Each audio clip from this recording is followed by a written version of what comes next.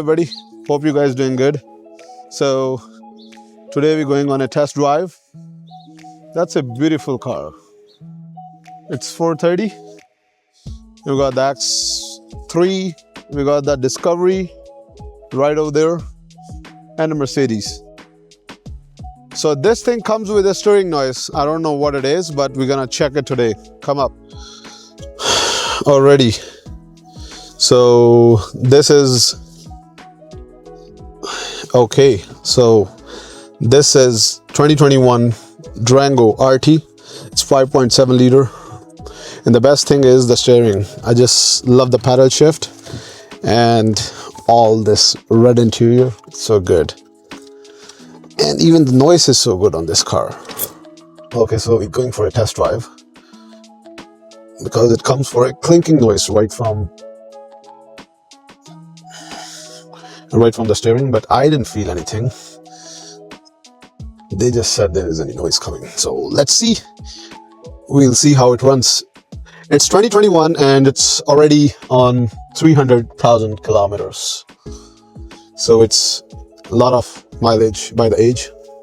It's just 3-4 years old truck with 300k and pretty well maintained. This thing comes to our shop from almost 3 years and it's up to date. All the parts, brakes, and the suspension, everything go with the Mopar on this. This customer is elite. He always put quality parts and fluids. So I didn't feel any noise in the steering. Maybe it was just he started up, but this thing is flying. That's so nice. So we didn't hear anything yet. So we have to tell the customer what's happening with it. I don't think so, anything bad right now.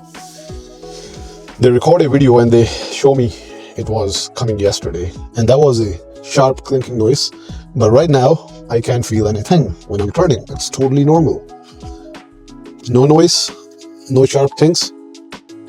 So we are heading back to the shop and we'll try to lift it up and check if anything bad underneath.